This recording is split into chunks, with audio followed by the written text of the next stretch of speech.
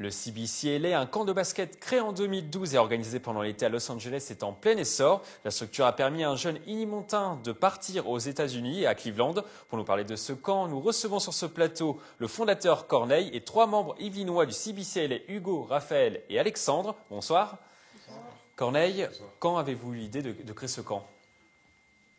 Tout au long de ma carrière, je suis un ancien joueur de basket, pour me présenter rapidement. Donc ça a été créé en 2012, c'est ça ? C'est ça, en 2012, oui. Mais l'idée a germé au fur et à mesure de ma carrière. J'y pensais déjà depuis un moment.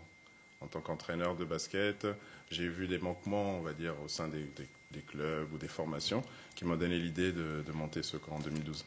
Et ce camp, justement, ça a permis de régler certaines carences peut-être de la formation à la française ?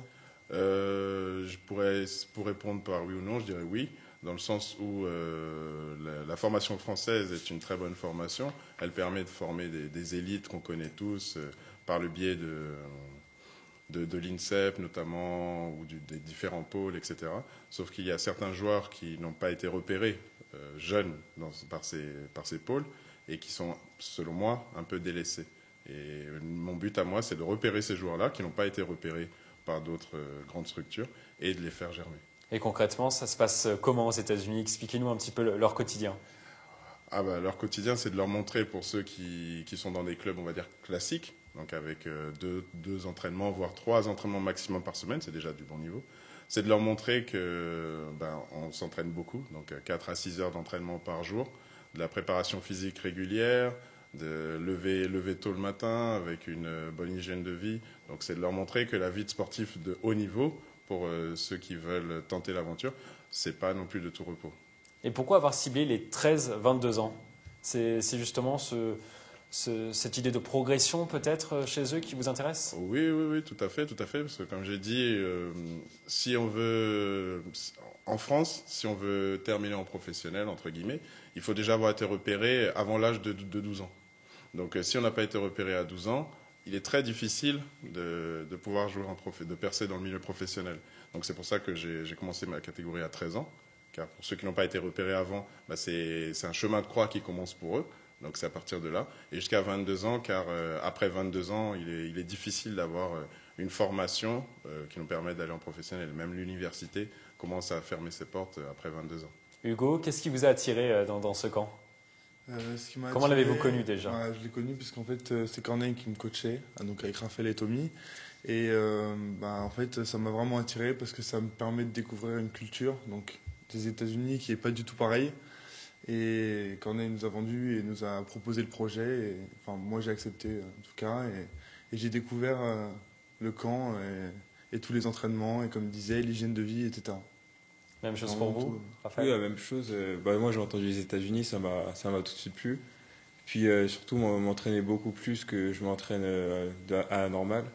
Et avoir des entraînements aux États-Unis pour jouer sur un parquet qui est de là-bas, et découvrir les États-Unis, parce que j'ai toujours voulu y aller. Vous êtes fan de basket ? Oui, fan de basket depuis tout petit, la NBA et tout ce qui va avec. Du coup, c'était un rêve d'aller là-bas ? Oui, c'était un rêve. Et le tout premier voyage, j'étais content d'y aller avec mes amis. Puis voilà, ça s'est bien passé.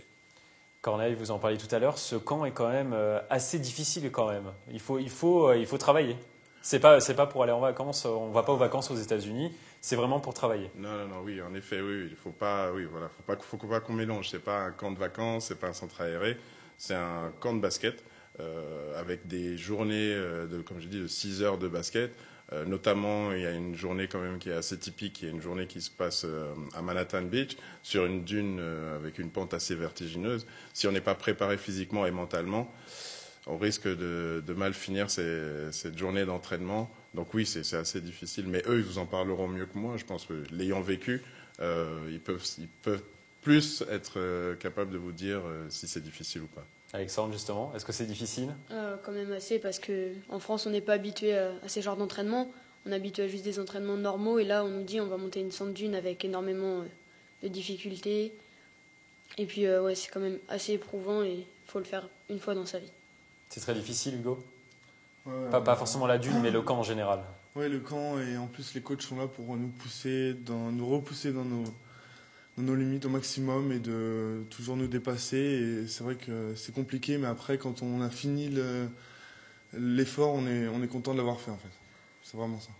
Il y a un jeune qui a réussi, on en parlait il y a tout à l'heure, c'est Tommy Segor. Ce jeune, il montait à intégrer une équipe de basket à Cleveland. Nous l'avons interviewé juste avant son départ, on l'écoute. Je réalisais pas forcément. Au début, je pensais, mais non, c'est une blague. Je disais à mes parents, non, je te crois pas. Même jusqu'à la semaine dernière, je réalisais pas encore. Là, c'est dans les derniers jours, je me dis, ah ouais, c'est dans 3 jours, dans 2 jours. Là, je me dis, c'est demain. C'est là que je réalise vraiment qu'en fait, que ouais, je veux partir et que je vais jouer aux États-Unis. J'ai toujours voulu jouer aux États-Unis. Même pendant un moment, je m'étais dit que ouais, c'est impossible. Là, je deviens un peu vieux pour jouer aux États-Unis. Donc je vais rester en France, mais c'est venu comme ça. Donc après, je me dis que ouais, faut jamais perdre espoir, on ne sait jamais ce qui peut arriver. Raphaël, je sais que c'est l'un de vos meilleurs amis. Est-ce que ça vous fait plaisir de le voir partir là-bas? Et est-ce que ça vous donne envie, vous aussi, de le rejoindre? Oui, vachement, ça me fait plaisir. Je lui ai dit, franchement, je suis content pour toi et j'espère que l'année prochaine, je pourrai te rejoindre grâce au CBCLA. Et j'espère que ça va bien se passer pour lui et qu'il va continuer à travailler dur là-bas. Hugo, c'est un moteur aussi pour vous de voir Tommy réussir comme ça, aller à Cleveland, peut-être s'entraîner avant LeBron James, le fameux MVP en NBA. Je l'ai vu avant son départ et je l'ai appelé, donc je lui ai souhaité le meilleur, qu'il s'entraîne au maximum et qu'il puisse, on va dire, percer. Et ouais, vraiment, ça me donne envie, vraiment à n'importe quel niveau, ça me donne vraiment l'envie de pouvoir me dépasser encore plus et de pouvoir essayer de monter un projet avec Corneille et le CBCLA pour essayer de partir aussi. Corneille, est-ce que Tommy, c'est un cas unique au CBCLA ou est-ce que vous pensez qu'il y a d'autres pépites qui sont en train de grandir au sein de votre structure? Pour moi, il y a beaucoup d'autres pépites. Il suffit de prendre le temps de les polir pour voir qu'elles ont beaucoup de valeur, ne serait-ce que ces 2 joueurs ici présents, Raphaël et Hugo, que je connais maintenant depuis 3 ans, qui pour moi sont des joueurs qui vont suivre le chemin de Tommy, oui. Et le but, c'est qu'ils aillent tous jouer aux États-Unis ou également qu'ils apprennent des leçons de vie, par exemple, ou voilà, qu'ils progressent dans leur basket. Non, c'est un projet éducatif en tout. Le CBCLA, c'est pas purement basket, c'est pour apprendre, justement comme vous l'avez dit, une leçon de vie basée sur la rigueur, que le travail, que dans la vie, quand on veut quelque chose, il faut travailler. C'est pas des choses qui arrivent toutes seules. Donc voilà, et qu'il faut être aussi ouvert d'esprit pour aller découvrir ce qu'il y a aussi autour de nous, pour apprendre de ce qu'il y a autour de nous, en gardant là d'où on vient, bien évidemment, et que ce mélange des 2 cultures forme justement pour moi une 3e culture, qui est celle de la réussite. Merci à vous 4 d'être passés sur ce plateau. Dernière question, Corneille, comment fait-on pour s'inscrire à ce camp?